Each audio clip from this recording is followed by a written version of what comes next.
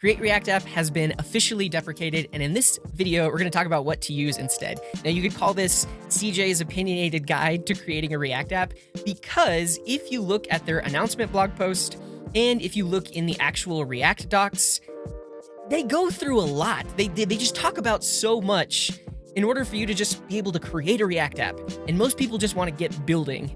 And so in this video, I'm going to talk about how you can create React apps. I'll talk about all the ways that they mention, but I'll kind of group them into categories and really give you some questions you can answer to then point you to how you should create your React app. So if that sounds good to you, let's dive in. My name is CJ. Welcome to Syntax. Now, first up is guidance for someone that was about to reach for Create React app, and somehow you found this video, so welcome. Now, if you were literally about to run create-react-app from the command line, you have a simple answer as to what you should do instead. Just use Vite, right? Because Create React app was essentially a wrapper around Webpack. It made it so that you didn't have to define all of this Webpack configuration. You could just use some sensible defaults. And Vite gives you that exact same experience. So if you check out vite.dev, you can learn all about it. You could dive into all of the documentation, but it's a single command to spin up an application. So literally all you have to do is npm create vite at latest and then choose React. You could specify React from the command line, but let's run it and I'll show you what we get. So here I'm going to call this my Vite React app. And then you can choose your framework. So this is the nice thing about Vite is it is used all over the front end ecosystem. You can use it to create React apps, Svelte apps, Vue apps, Angular apps, and a lot of these meta frameworks that we'll show examples of later on actually use Vite under the hood. So hands down, Vite is the answer here. It's kind of crazy that people beat around the bush to say that Vite isn't the answer. But it is. Just choose Vite. And here you see we can choose React. They also give you several options for whether or not you want to use TypeScript or JavaScript. I would say if you're going to go with React and TypeScript, just choose the standard TypeScript option. And they also give you an option to spin up a Vite app that uses React Router. I'll show you an example of this in a second. But we're going to choose TypeScript, head into that directory, install dependencies, and then run it. And would you look at that? I have myself a React app. So hands down, the simplest replacement for Create React app is Vite. If you dive into the app we just generated, there's a vite.config, and you can see here that it uses the React plugin. And so this is the nice thing about Vite, is it's plugin based. And you'll see for all of these other ways of creating apps with Vite, they just have their own plugin defined so that they can define a bunch of other sensible defaults for you, so you don't have to do all of that. But this is nice because you can actually expand your Babel config, you can add rollup plugins, you can customize your build right from this one setting here without needing to create highly custom configs. Aside from that, everything else is fairly straightforward if you're coming from Create React app. So we have our index.html. This is our entry point. And one of the things that Vite uses when we're in development is known as esbuild. And so you'll see something pretty interesting here. We're actually pointing directly to a TSX file inside of this index.html. But because Vite is using esbuild, when we're running in development, when the development server receives a request for this file, it actually transpiles it in real time. And so that's one of the things that makes Vite super fast is as you're working on your app, it really only needs to compile and transpile the things as they're being requested instead of kind of doing it all in one go like you would often get with Webpack. Now in the source directory, also very simple. You have your main entry point here that mounts your React app. You have your React component here, and then you have some CSS. And so this is the other nice thing about Vite is it's set up to support lots of different module types, right? You can see here that we're importing a CSS file. What this means in the context of Vite is it's actually going to create a style tag that has those styles inside of them, and that's just ready to go by default. You can also see that this example imports SVG files, and so behind the scenes, there's just a setup and ready to go SVG file loader that actually gives us back an asset URL that will be used whenever we build this application for production. So if you're coming from Create React app, everything is kind of just ready to go. You can just start working on your React components right inside of here, and it has a hot refresh. So if I change all of this to just say hello world and then head back to the browser, look at that, it automatically refreshes. So same dev experience you're used to, and you can just start coding with Vite. I would also recommend if you are a beginner or someone that's just learning the basics of React and how to build out components and how to use useState and different things like that, Vite is a very easy on-ramp for that as well. Some of these other frameworks we're going to look at introduce so many other things that as a beginner, you could get very confused as to what actually is React versus what is the framework. And so I highly recommend, if you were going to be using Create React App anyways, just use Vite instead. Now, another question you might have is, what if you are migrating from Create React App? Like, let's say you spun up an app with Create React App a month ago before you knew that it was getting deprecated, and now you want to use a more supported tool. I'm going to move this to later in the video because it gets a little bit involved, because I show you some examples of more complex migrations. Before that, we're going to jump into just the other various ways of creating a React app besides Vite. Now, when you set out to build an app with React, you're probably setting out to build a specific type of application. And the type of application you're going to build will determine what you could choose to use to build it. And it sort of comes down to these various rendering strategies. We're also going to talk about the type of websites that fall into these buckets. But the first here we're going to talk about is SSG, or static site generation. And if your site is going to be statically generated, my pick would be Astro. Now, we'll talk about, you can use some of these other tools to build SSG websites, but Astro is hands down the best tool for this if that's the main thing that you're going to be doing. So Astro is the web framework for content-driven websites. So think marketing landing pages, blogs, e-commerce sites, things that are very content-driven. They have the Astro showcase that shows various websites that were built with Astro, and I pulled a few of them out here to give you an idea of what we mean by content-driven websites. The first is a blog. Now, blogs technically have somewhat dynamic data, right? Anytime there's a new blog post, it needs to appear on the website. But if you only write a blog post every week or so, or maybe every other day, you could have a flow where all of that blog data actually lives in your code base. And then whenever you want to deploy your blog, you just build the code base and then push it out as static files. And so Firebase actually built their blog with Astro. And one of the things you'll notice about statically generated sites is they are insanely fast. And that's because there's very little, if any, JavaScript on a site like this. Every single one of these blog post pages is literally just an HTML file that has the post itself inside of it. But if you use Astro, you get a more modern authoring experience, because you could construct your site using React components. You could have like a post component, or a sidebar component, or a button component. You can use all the things you know about modern React development, but at the end of the day, all of that's going to get turned into static HTML and CSS and as little or no JavaScript as possible. So one example is a blog. The IKEA blog is actually written with Astro as well. One way you can tell is if you open up the source in Command F for Astro, you'll see some various Astro things that stuck around here. But specifically, their blog is built with Astro. If you head into their e-commerce store, I do believe this section is actually built with something completely different, the thing that lets you look at products and add them to the cart. But the landing page and all of these blog posts are an Astro app. And so, again, it's just static content. There isn't really any user interactivity here. We're just showing the same stuff to every user that visits the site. It doesn't have to be dynamic, at least this section of the IKEA site. Another example is the Utah Geospatial Resource Center. This is just a collection of HTML pages, right? And a bunch of pages that just talk about the various stuff that they do. And they also have a blog here, but this was built with Astro. Another one I'll show you is react.gg. So this is a course for learning React, but react.gg itself, the landing page, was built with Astro. And so this is just a single page that describes their course, talks about how much it costs, what it gives you, etc. But you can imagine that you probably would want to have some actual React components if you're building out stuff that looks like this. Maybe there's like some SVGs, etc. This would be very cumbersome to do if you didn't have like modern tooling.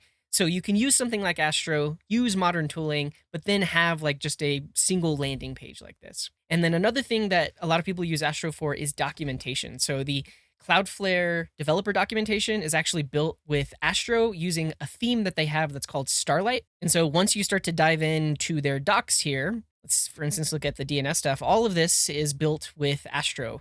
And you might have come across documentation that has this similar layout. This is the Starlight theme that you'd be looking for. And then one last site I'll show you is developer roadmaps. So they have roadmaps for all kinds of developers, like front end, back end, etc.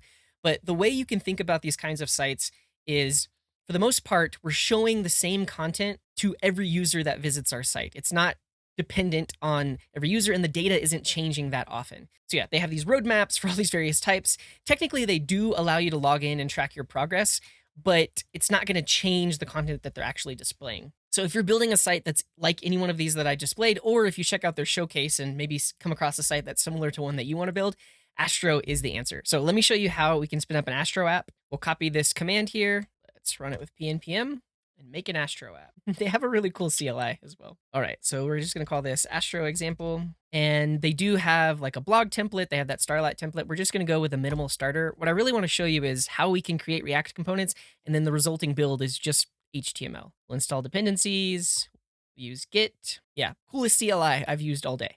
Okay, now let's head into that directory and check out the codes. Now, one thing to note is Astro is actually built on top of Vite, but they have a lot of other niceties that they've just added in sensible defaults. But under the hood, they are using Vite as well. Now, if you take a look at the source directory, their default layout here is to have a folder for all your pages. And now this uses like file-based routing. So every file you have in here would be its own page. By default in Astro, they'll detect pages that are .astro, .markdown, MDX, HTML, or you can also define endpoints. And then you can also define layouts, which essentially wrap the rest of your component, and use slot to define how it's going to be rendered out there. So you can see we have all of these .astro files. That's just their way of defining components, but you can see that it uses JSX, so it's very familiar to a React developer, but you actually can define React components directly. So in the Astro docs, they have a command you can run, which basically adds React support, and then we can start creating React components and adding them to our pages. Now, to show you what I mean by content websites, I went ahead and set up a demo here where I have a few different React components. So I have this navbar component, which has a few links in it. I have this page links component, which has the links, but it displays them in a list.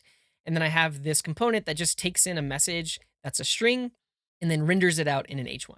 So the common theme between all of these components is that they don't have any use state inside of them. They don't have any JavaScript. We're literally just using JSX to render out some content here. And then for the app itself, I have multiple pages. So in Astro, your pages have a .astro file extension. And you can see we have this layout component, which sets up the scaffolding of the HTML page. And then also we have that navbar component, which we're rendering onto every single page. And then the page itself gets rendered into the slot. And then on the home page here, we just are rendering out the links, and we have this counter, which we'll talk about in a second. Page 1 literally just pulls in page with message and says this is page 1, and it is wrapped in that layout. Page 2, exactly the same, but it says page 2. Page 3, exactly the same, but it says page 3. But let's take a look at the actual website. So if we run npm run dev, we get our site, we have our home page, we can go to page 1, page 2, page 3, etc. And then if I do a pnpm run build, you're going to see that it actually just generates HTML files. Now, we do have this one JavaScript file because we did enable the React integration, but none of these generated HTML files actually reference it. But let me show you what I mean by this. So we wrote out our code like this, right? We have all these components. We have this more modern way of writing things out. But if we look in the dist directory, we can see that Astro just generates HTML files. So I'm just going to format this with prettier. Look at this. Our landing page is just a static HTML file. So when somebody goes to visit this, it doesn't bring in any JavaScript at all to be able to render out that nav. And then if we take a look like at page 1, format this, it's literally just an HTML file. And you'll notice for all of these files, they're not bringing in that client bundle because we don't have any client components yet. We'll talk about that next. But that's really one of the main benefits of something like Astro is you can have this modern dev experience, but then the resulting output is just static files. So you can host this on a static file server, and it's going to be super fast because there's no JavaScript. It doesn't have to load anything dynamically.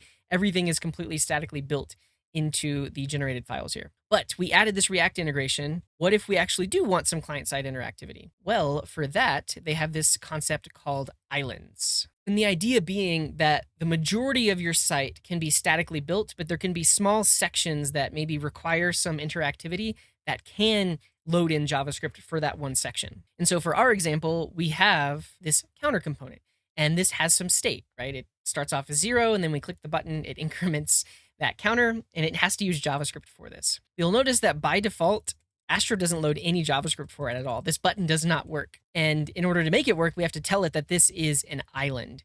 So here, whenever we load the component, we can say client load, and now it's actually going to load in the JavaScript for that one specific component. And so now if we refresh, now that counter actually does work. And then whenever I build the application, it's now going to actually like bundle that counter. It's going to include the React runtime and everything else. But the only page that needs that JavaScript is the home page. So if we take a look at index.html in the built app, you can see here that It's got itself a nice little Astro island, and it knows to pull in all of our scripts. But if we look at one of the other pages that doesn't have any JavaScript on it, it's just as simple as before, right? So when someone navigates to this page, there's no need to load the React library or anything else. So this is one of the benefits of static site generation and using a tool like Astro. And hands down, Astro is the tool to build sites like this. And so if you're trying to build a site like this or any of the ones that I showed from the showcase, Astro is the way to go. Now, next up are single page applications. And this is a really good fit for things like internal tools, anything with a lot of heavy client side interactivity. So think applications running inside the web browser, like Gmail or a stock dashboard that shows you charts and real time data. Essentially, think of experiences where a user goes to the page and then kind of just stays on that one page. They might click around and navigate to what appears to be different pages, but they're really just staying in that one experience. And there's tons and tons of interactivity within that one experience. And another type of app that fits into that category, but might be slightly separate, is if you're building a front end with React that needs to integrate with an external API. So maybe you're working with a separate backend development team and your API is built with Ruby or Python or Go or something like that, and they want you to build a React front end for it. Typically, a single page application is going to be the way to go. Now, personally, this is where I have spent 80% of my career in terms of the React apps that I build. I typically am building internal tools. I'm interactive dashboards, things with heavy client experiences. I'm not building things that necessarily need to be statically generated or need to have search engine optimization because they're typically behind a firewall or they're typically highly dynamic. And so that's where my experience is coming from and the kind of apps that I typically build, which is why I lean towards using something like Vite. Because if you were using Create React App before, it was a single page application. You typically combine it with a routing library like React Router, but that is a single page application. And like I said, the majority of my experience is building applications like this. And we talked about Vite already, but Vite is the answer if you're trying to build a single page application, hands down. And like I showed, you can just run the CLI tool and then choose the React and TypeScript preset. But typically, when you're building a single page application, you also need some sort of client side routing solution. Now, for routing, there are two main players in the space, React Router and Tanstack Router. If I had to build a single page application today, I would choose React Router just because I'm more familiar with it. But I've been dabbling with Tanstack Router. It's really nice. It has file-based routing and really good TypeScript support. And they have a growing community. So they're definitely a major player as well. But personally, I just have a lot of experience with React Router. Now, when you look at the React Router docs, you can actually see that there are two different ways to use React Router. They have framework mode. And in framework mode, they can do things like server-side rendering, and they have a CLI tool that kind of generates everything for you that's pre-configured with Vite, because it still uses Vite under the hood, but has a lot more opinions about where you place things and how to set stuff up. If you have experience with Create React App and React Router, you can follow the library documentation, which basically just adds React Router as a dependency. And you can see here in the React Router docs, they tell you, hey, generate a Vite app, choose React, install React Router, and then just use it. So it's nothing crazy to get React Router set up. Basically, you add that provider there, and then you can start to declaratively define your routes inside of your app. And like I said, I'm most experienced with this. So if I had to build a single page application today, I would do it like this. But there is the option of using the framework. And so plain and simple, if I had to build a single page application with React today, I would use Vite, and then I would install React Router as a dependency, set up my routes in that way, and I'd be off to the races. Now, another thing you have to consider when building a single page application is your data loading strategy. And you could just do it raw. And by that, I mean like use effect and use state for your loading variables and fetch. That's a possibility. But one of the nice things about React Router is they actually have this idea of client data loaders just built in. So for any given route, you can define that, hey, whenever someone hits this route, this is the data that needs to be loaded in. And then you can write your components that can basically assume that when this component loads, it has access to that data.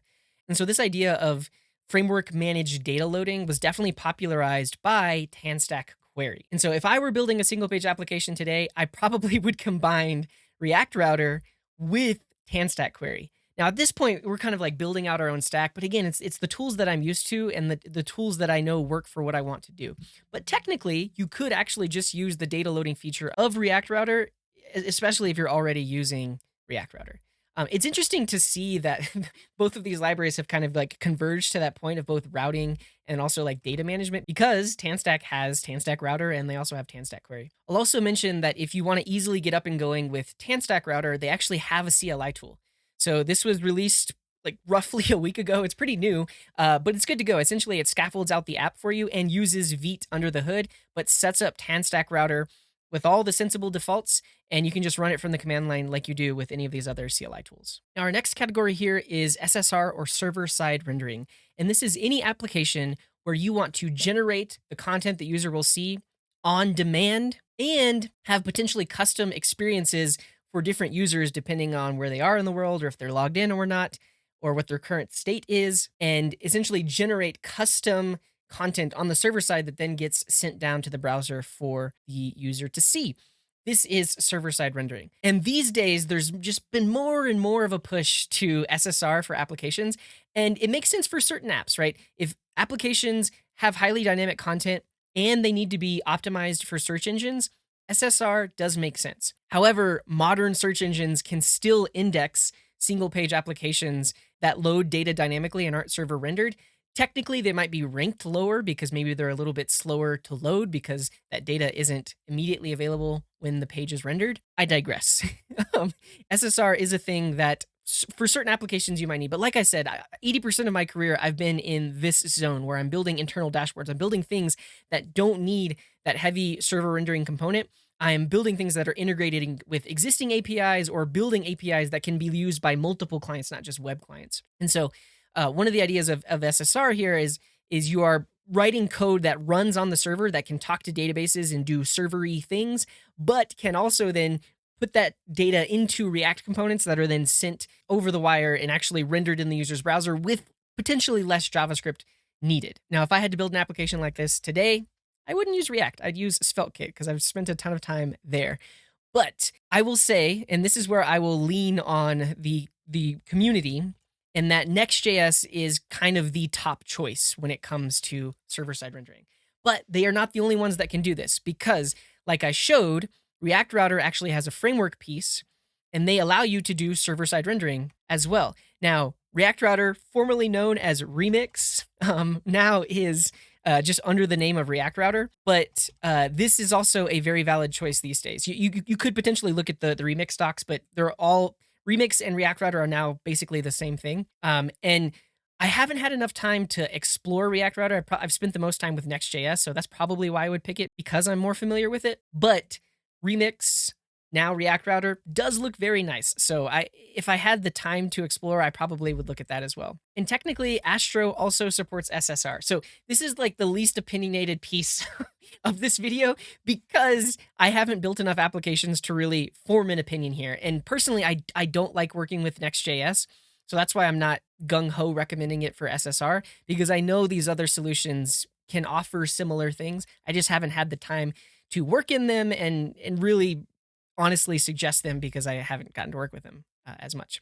Another one to mention, though, is TanStack Start, which is essentially built on top of TanStack Router, but it's currently in beta. So I'm not going to mention it because it's in beta, but it will be stable pretty soon and it'll be a contender here. So that's it for this wishy-washy section where you're going to have to do your own research and pick and choose. But you'll see most people do recommend Next.js, but I'll tell you one of the reasons I am not the biggest fan of it is they introduced React server components probably like 2 years before that feature was ever stable in React. They are the only stable framework that supports React server components right now. So there still is a lot of experimentation that needs to be done in the space by these other players to really figure that out because I just did not like the development experience with server components in Next.js.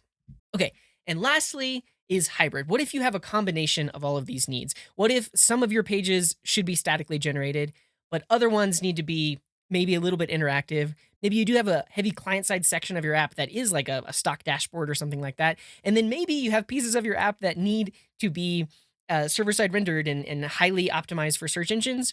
Then you would want a hybrid approach. And pretty much all of these frameworks that we're mentioning here support that hybrid approach as well. Essentially, there are things you can do within the framework to say, well, this page should be statically generated, or this page should be rendered but cached for 2 days before you need to request the latest version of it. Or this page is always dynamic and always needs to be server rendered. And so if you fall into that boat where you just don't know the exact kind of app you're going to be building, or you do know that you're going to be building apps of all types, you want to go the hybrid approach, and these all support that hybrid approach. I will say this is definitely the least opinionated section here, because personally, I like to make these decisions up front instead of having the framework kind of do it all for me and just expect that the framework's going to do the right thing when I need one rendering strategy over the other. I'm probably just set in my ways, because that's really the benefit of these all-inclusive frameworks, is they can decide and for you, and you don't have to think about, well, should this be server rendered or should this just be run on the client? So there we are. The half highly opinionated, half wishy-washy, you're going to have to figure it out yourself, but I probably gave you a little bit of info in terms of knowing when and where and why to use these various tools when you want to create a React app. So now let's finally talk about migrating from Create React App. If you have an app that you built with it a while ago, or maybe you spun up one recently and didn't realize that it wasn't maintained or was going to be deprecated, let's talk about your migration path. There's a couple questions you need to answer. First of all, did you eject the Webpack config? So with Create React App, by default, it hides all of the Webpack configuration. But if you ran npm run eject, that actually takes all of that configuration, puts it into your code base, and now you're in charge of it. And from there, you can actually customize it and add more Webpack settings. Now, if that's the case, I still recommend that you migrate to Vite. Now, you're going to have to do a little bit of work, especially if you added other Webpack plugins or highly customize that configuration. You're going to have to do some work to convert that to a Vite config file. And you'll see that pretty much everything you want to do, like SVG loading or file optimization or loading of specific file types or changing your Babel config, has something in the Vite ecosystem already available as a plugin. And if it doesn't, it actually allows you to add standalone Babel plugins or change configuration of existing plugins. So I still recommend, if you built something with Create React App and you have a custom config, I think you can still migrate to Vite. Now, let's say you use Create React App, but you did not eject your config, but you did use one of these tools that let you customize your Webpack config. So you might have come across these tools before. There's things like Krakow and also React App Rewired. Essentially, they allowed you to customize the Webpack config without ejecting. And if you built a React app in that way, I still think your migration path is Vite. Vite uses a very similar functionality to extend the underlying rollup and Babel and ESBuild configs. So everything you did to customize your config with those tools could be very easily migrated to do with Vite as well. And I think in this case, your migration is actually going to be a lot smoother because you are probably already using various plugins, and you're likely going to be able to find those exact plugins for your Vite config as well. And to actually show you some real world examples, I found some large open source projects that were on Create React App and actually migrated over to Vite. The first is excalidraw, which is actually this app that I'm showing you right now. If you didn't know, excalidraw is open source.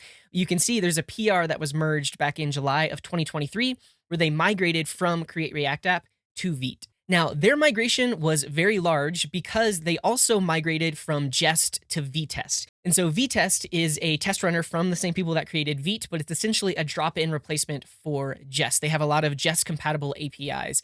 And the reason a lot of people are switching to Vite and Vitest is because all of that custom Webpack configuration that you used to have to do to get Jest working with TypeScript files and stuff like that, Vitest takes care of all of that. And so that's why this is a really big PR. If you go through the files changed here, you'll see, first of all, we have some environment variable changes because they're going from the React app environment variables to Vite app. So there's a little bit of that. But we'll also see this migration to Vitest. So here you can see inside of every test file, they're just importing VI from Vitest, and then they're replacing jest.spyon with vi.spyon. And then a few other spots as well. Anytime they had jest.function for creating mocked functions, now it's vi.function. Yeah, and again, scrolling through here, it's kind of just the same stuff. So it seems like a big PR, and you might want to make this same migration as well. So if you have an app that's using Create React App with Jest, this is probably a good example of how you can migrate. And it's honestly, it's funny for me to see. It's literally a drop-in replacement. It's just instead of Jest, it's VI. But this video is about Vite, not Vitest. So let me show you specifically their Vite config. Because if you're migrating from a custom ejected Webpack configuration, your config might look a little bit like this. It's going to be more complicated than just that base config you get with a generated Vite application. So you can see with the Vite config, we can specify all of our build settings. In their case, they wanted to specify how they chunk files, and you can do that here in your rollup options. They added some other plugins. So I talked about there's the React plugin, which lets you create React apps with Vite. You can see they also have this checker plugin. This essentially just runs your ESLint configs as part of the build process, so things will fail if there's linting errors. They're using this SVG-R plugin, which converts SVGs into React components that you can just import directly and use anywhere. And then they also have this Vite PWA plugin where they can specify all of their progressive web app options, because excalidraw can be used offline if you've at least loaded the app. So there's a lot of progressive web app features here as well. And so as you can see in this example, their migration was fairly straightforward. It's really just finding those plugins that do the things they were doing custom before, and then just setting them up inside of their Vite config.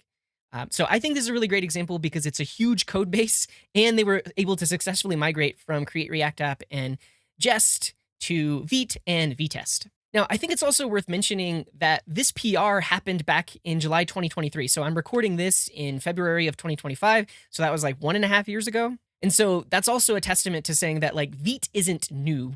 People in the JavaScript ecosystem have been using Vite and migrating to Vite for like over 2 years at this point. So it's a tested technology. It's not like the latest and greatest thing. It's the thing that most people on the front end are using these days. Now, let's say you're migrating off of Create React App, but you didn't eject and you didn't want to use one of these tools to customize your Webpack config. The migration is so easy. It's a drop-in replacement. It's so easy that I'm going to do it live right now. I mean, I know this is a recording, but I found this app. It's called React Redux Real World Example App. It's from GoThinkster. So they have a project where they have this idea of a real world app, and then people submit it built in various stacks. And so this is one of those builds, but they use React and Redux. But as you can see, the last commit here was 4 years ago. Some of this code hasn't been touched in 9 years. But if we take a look at the package.json, they are using React scripts, which means they use Create React App for this. So to prove a point, we're going to download this app and then just swap it out to use Vite instead. And it should be pretty painless. So let's give it a go. I'm going to grab the URL and clone it down. Here we go. We'll head into that folder. I'm going to go ahead and install dependencies. And actually, this is 4 years ago. So yeah, we don't even have a package lock. I guess this was before. I guess this couldn't have been. Is package lock only 4 years old? I don't know. But I'm going to use npm to install, not pnpm. So I'll do an npm install just to make sure it still works. And then we'll migrate it to Vite. Look at all those deprecations. Awesome. Only 152 vulnerabilities, but that means we can probably start the app up. All right. And it crashed. fsevents.watch is not a function. Okay. It's 4 years ago. I need to use an older version of Node as well. It's like version 15. So I have NVM. Let's use that. Cool. I'm going to start clean. I know I could do npm CI, but I'm going to start clean. Okay. Now let's see if we can start it. Looking good so far. It hasn't crashed. Can't access property body error.response is unavailable. Oh, okay. So there's an API server that's running here, and there's currently a DNS error. To get this running, I need to run the backend server locally. Let me do that too. Okay. It took some noodling, but I got the backend API running. I've seeded the database. I'm now running that React Redux app. And you can see here that it has all the sample data. Essentially, it's like a Medium clone. It's just like blog posts, and it's a React Redux front end that talks to that Express API backend. But what we're going to do is swap out React scripts, which is Create React App, for Vite and see how easy it is. So if we take a look at the codes, we can see that we have an entry point. So index.js is pulling in our app component and then mounting it on the page. So first, let's install Vite as a dev dependency. Now we need an entry point for Vite, and that's going to be the HTML file because that's what links to the index.js. You can see here with their Create React App, they had a template. So I'm going to move this index.html into the root, and then we can update some of the settings in here. So get rid of this comment. And then right here, we want to point to that JavaScript file that will get loaded in and bundled and such. So right here, we're just going to add a script. This will point to source/index.js. We're going to give it a type of module. Looks good. And then in this case, we don't need the public URL because everything in the public folder is served up. So I can just remove that. Okay, this looks good. So this is our entry point.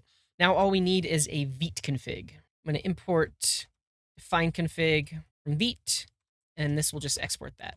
Cool. And in this case, we also need a plugin, and we're going to need that React plugin. So we'll install that the Vite.js/plugin React. So we'll install that. And now we can pull in that React plugin from there and then pass it to our plugins array. And then we want to specify the port. So here they have a server setting, and inside of here, we can set that port to be 4100. Great. Now, moment of truth. Will it run? Okay, we are getting an error whenever we did an install that says Vite expects us to have node version 18. And we tried 15, we tried 16. So let's actually downgrade to Vite version 5. Our config will remain exactly the same because we're not doing anything crazy. So we're going to downgrade to Vite version 5, use node version 15 or 16 and see if that fixes it. So we're going to grab version 5. Version 5 also is a minimum of 18. Going further back, let's do Vite version 4. That seemed to be all right. All right, now let's try to run it. Didn't immediately crash. Let's see. JSX syntax extension is not currently enabled. This used to be a thing we did. So, we used to have React apps where we didn't name our files .jsx. Forgot about that. Okay, that's confusing Vite. Let me do some research. Long story short, there are ways to enable it, but the guidance is to just rename your files to .jsx. It makes it easier for the whole build process. Otherwise, you need various plugins for ESBuild and for rollup. So I'm just going to rename all the files to .jsx, and then we'll see if it runs. I'm actually going to test out cursor and agent mode for this because it can generate commands to run from the command line. So I'm going to say rename all .js files in the src directory to JSX, please.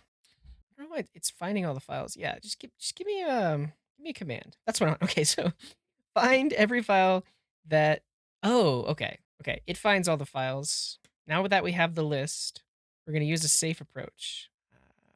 No need to be safe. We have git. Just run a command that renames them all. You're right. Let's just rename them directly. Okay, run the command.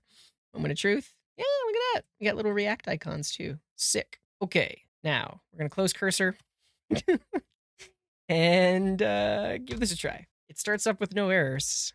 Let's see. As you can see from my overly lit face, we've got errors. Let's see. And that makes sense because we renamed it to JSX. So let's do that. And global is not defined. Okay. This was like possibly before promises were fully standardized. What if I just pass in the global promise? Okay, I don't want to have to update this whole code base just to get this working. In index, they also reference global. Oh, because it imports it. Let's search the whole code base for global. Promise equals global.promise. Just don't define that. Oh, cool. It's working. So yeah, this browser stuff was just a warning. And then they were doing some weird stuff with global. So we didn't have to make tiny code changes, but the app is working. Let's click around. Sweet. That's great. It works. Fantastic. All right. To summarize, if you're migrating to Vite from Create React App, your config is going to be as simple as this. Now, obviously, if you have a much older code base that you haven't kept up with since then, you're going to have other issues like node compatibility and whatever else. But that has nothing to do with Vite itself. In this particular instance, we did have to use an older version of Vite because this code base is so old and it's doing weird things and depends on an old version of Node. But as you can see, even 2 versions ago, Vite was just as easy to configure. That was pretty much it. Of course, we had to rename all of our files, but really this is just good practice. And that was about it. Yeah, I guess we should test the build. Let's test the build, and then we'll call it a migration done, which honestly was not that bad. I've done some migrations of sorts before, and this was walk in the park compared to those. But yeah, let's make sure we can build it. It builds it. Cool. The other thing that Vite has is a preview command where it essentially just runs a static server for your built files. Let's just do this. Vite preview. Does run on a different port, but it shows you that basically it's a simulation of what will happen when you deploy these static files. Cool. I don't think we have any tests. Yeah, there's no tests. This script here was kind of just left behind, so we don't have any tests to migrate. Okay, so that was just a quick example of what it's like to migrate. And as you can see, it's literally just a matter of installing the right dependencies, adding your config, adding your entry point. Everything else should be fine as long as you're not doing other weird stuff, but you can figure that out as well. So like I mentioned, if you had something built with Create React App, migrate to Vite, and it's essentially a drop-in replacement. Thank you so much for watching. As you can see, it's a bit of a mess out there. There's a lot of different things you could be building and a lot of different choices you could make. hopefully, if you are building applications that fall into these categories, I've given you some solid opinions that if you trust what I do and what I build, you can go along with that. Otherwise, you can go down and explore these other routes as well. Now, the last thing I want to reiterate is literally every single thing I've shown you today, except for Next.js, is actually built on top of Vite. And so Vite is the modern thing. It's not the new hotness. It's been adopted by so many things in the React space, as well as the front-end framework space and other frameworks that aren't React. So choosing Vite is an easy choice if the kinds of applications that you're trying to build fall into those specific categories. But as you can see, you can do server-side rendering with Vite via plugins, which is how the React Router framework does it, or how Tanstack Start does it as well. Okay, that's it for this one. If you have opinions about this, or you think I'm wrong, or maybe you want to provide some guidance on this SSR or hybrid path in the comments, please leave a comment. Also, if there are any lingering questions about these types of apps, or maybe you have an app in mind, but you don't know what category it fits into, leave it down in the comments. I'll try to answer, but I'm sure people watching the video can help out as well. Okay, that's it for this one. I'll see you in the next one.